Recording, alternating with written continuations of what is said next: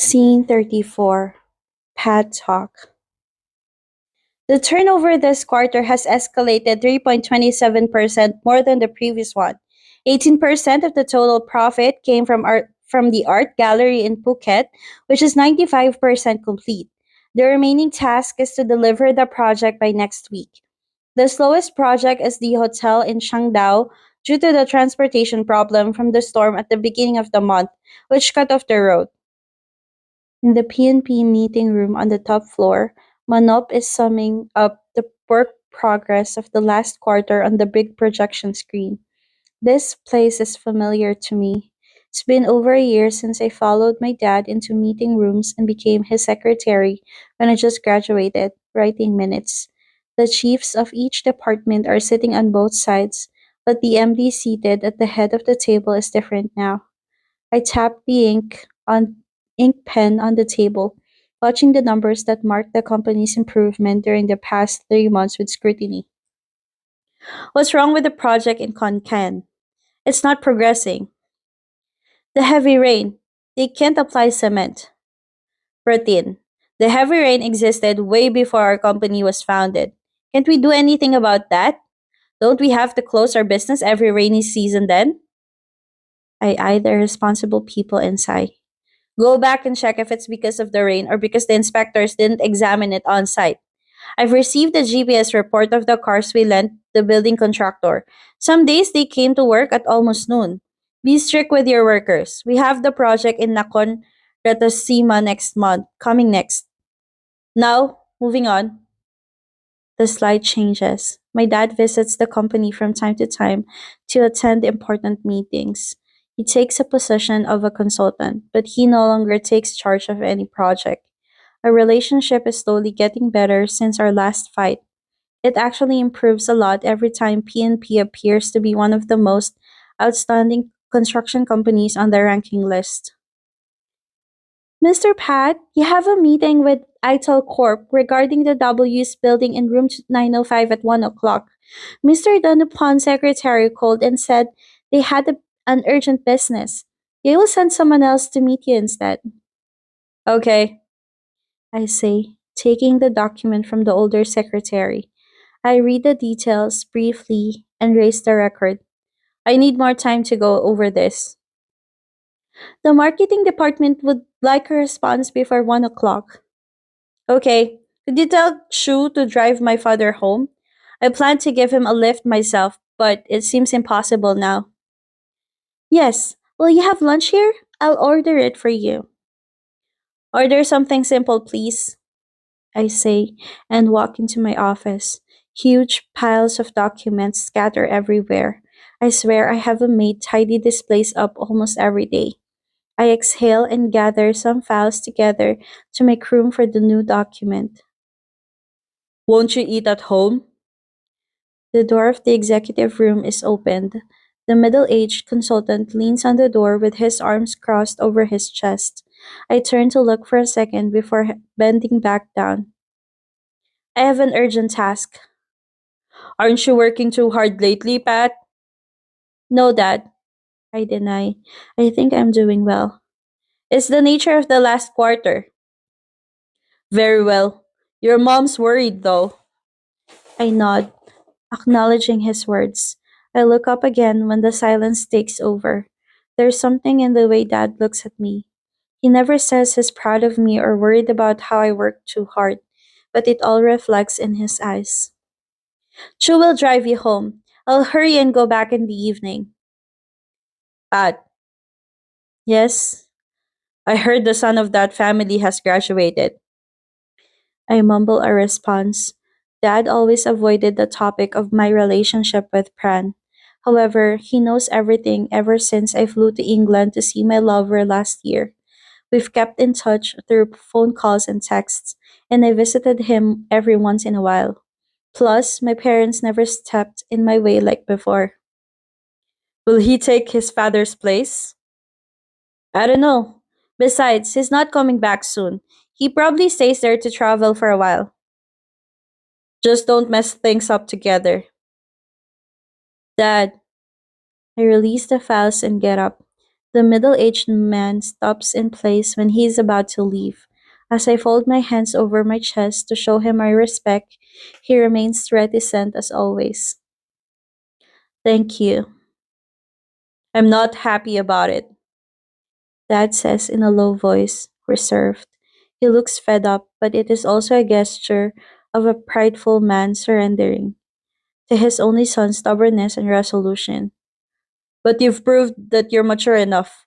Don't make me feel like I trust the wrong person. The company isn't all about you. It's about other 100 people in your family.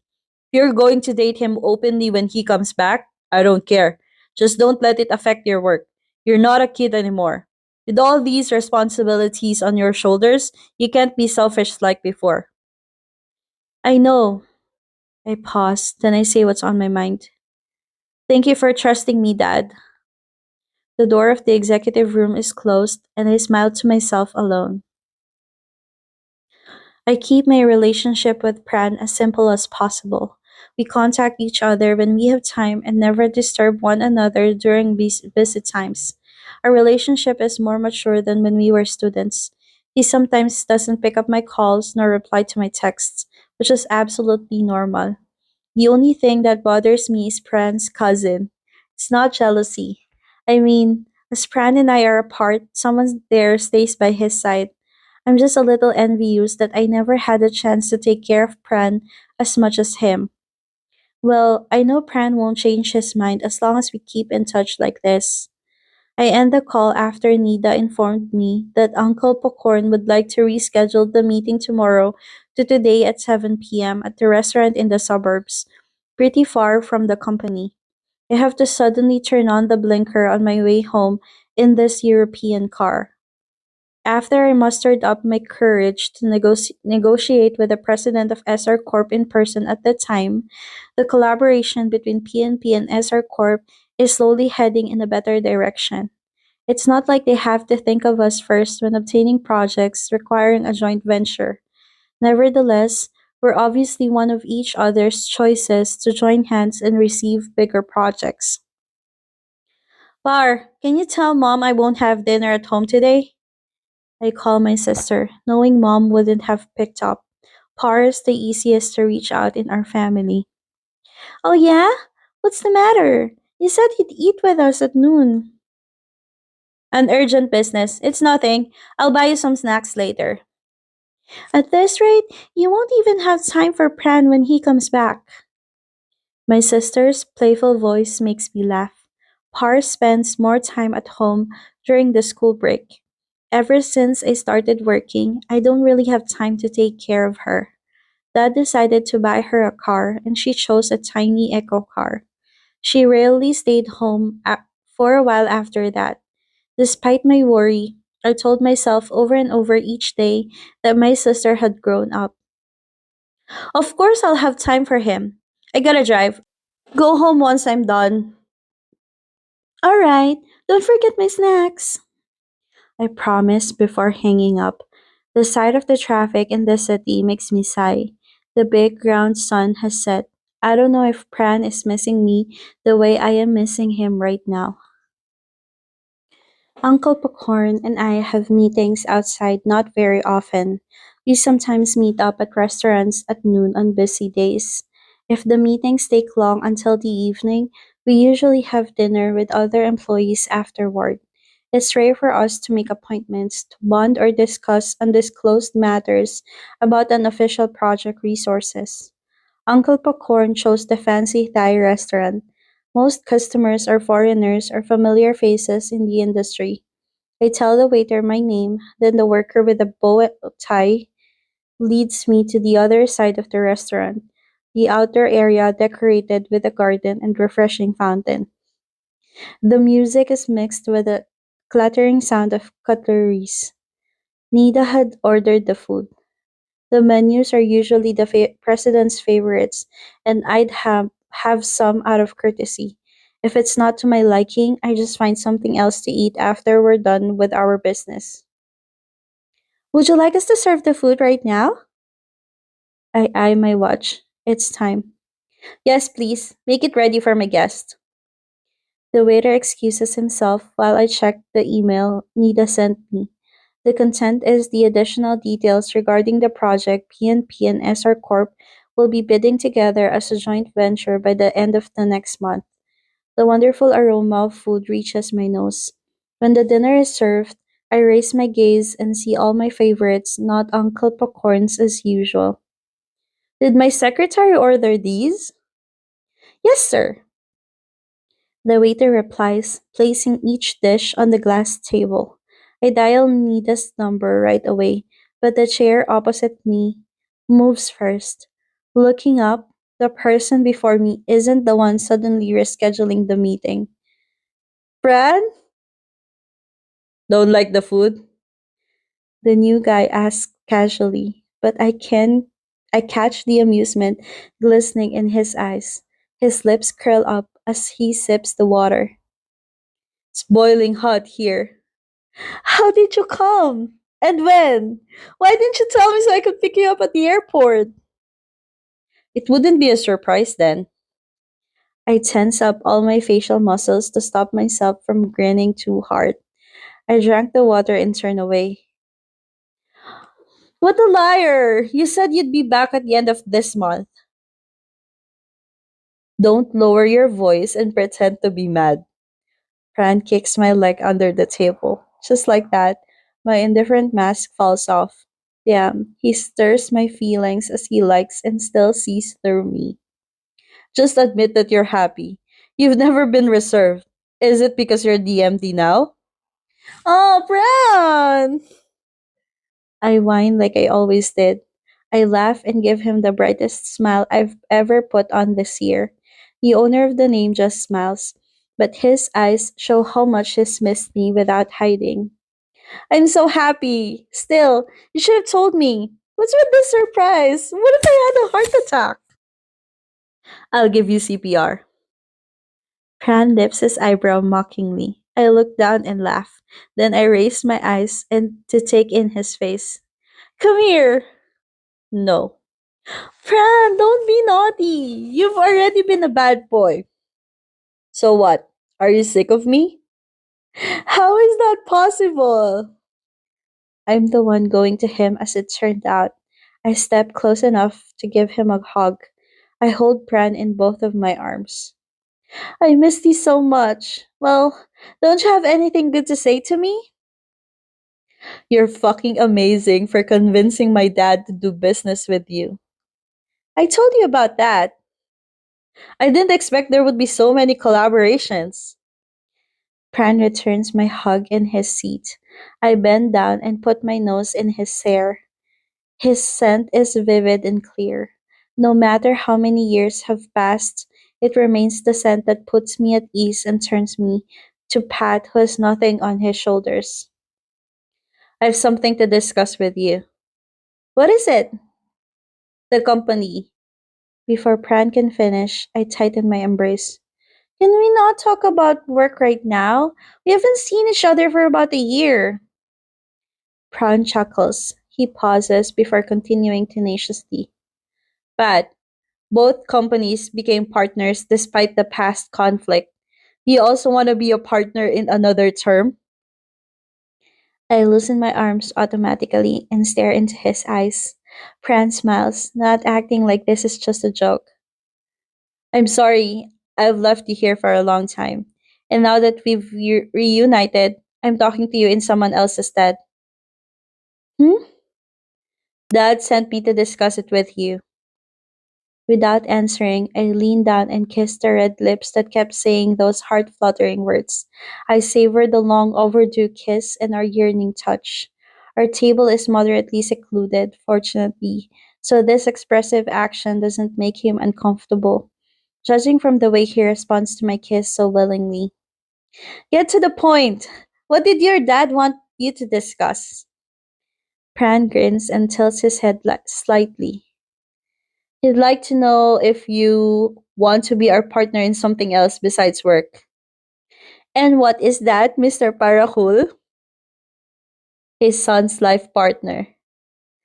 We keep our gazes on each other with thousands of words brimming inside. My eyes gleam under the light. I fight the urge to jump for joy as my careless heart desires. If I'm interested, may know the conditions? If you're a good boy and behave well, there's nothing much. I think you know what the condition is. Do I have to sign a contract? Sorry, same sex marriage hasn't been legalized in Thailand. We can only promise to our hearts. Pran says with flushing cheeks. The breeze carries the sound of music over the outer area of the restaurant, and above us are the shimmering stars. I can't help but wrapping my hand around the nape of his neck to keep him in place. This is unlike the playful kiss we just shared. My face comes close to his as my heart races. I massage his cheek with my thumb and tilt my head so that our lips are completely sealed. No signatures, no fingerprints. A kiss will do as a promise. I whisper over his mouth before nibbling his lips, sucking on them as I desire. Even though I want to give him an intense kiss, it comes out so gentle. Pran is the same. He smiles as our lips brush. If the past was just a nightmare, then we had woken up. If it was God's test, then it must have been designed to let me know how sweet love is after the bitterness and suffering. Don't ever leave me again, Bran. I pull back, satisfied with a kiss. I place my forehead on his. I've signed the contract with a kiss. Okay, if I ever go anywhere, you come with me. He smiles so widely that his eyes are closed. It's been so long since I saw this expression of his. Pran is goddamn adorable. But Pran calls my name and leans his face on my shoulder as I'm still bending down and holding him in my arms. When he rubs his head on me, I can't help burying my nose in his hair once again. Stay over at my place tonight. I laugh and Pran hits my chest. We have a lot to catch up on. Wow, I thought you meant something else. Pervert. You know what I was thinking about? Pran keeps his flushing face on my shoulder. I won't push him anymore. He's going to be super embarrassed half the night anyway. I can see right through you, Pat. And you love me anyway, right? Pran hooks his arms around my neck and tilts his head a little to kiss my cheek. It sends my knees buckling. I just signed the contract to be your life partner. How bold. You know I'm bold with so many things. Eat up now so we can go home. Pran chuckles. You have a lot to repay me. I point at his face, threatening him, but Pran is unflinching. When I'm back in my seat and see my lover's face clearly, this meal seems to be incredibly touching. I miss this so fucking much, I say, spooning my favorite dish on his plate. Pran frowns, but his lips curl up. No matter how long it's been, Pran can never hide his blushing face from me. Won't you say something? You think there's anything you don't already know? No, I'd be happy to hear it. Pran scoops some food on my plate this time. He smirks, looking remarkably playful. In the night with cool breeze and the music playing as the witness of our love and thousands of stars dying and forming in the galaxy, the star before me is the brightest. He shines, glows, and appears irresistibly beautiful, unlike when he was a kid. I'll whisper those words to you as much as you want tonight. Happy? Our love is in full bloom.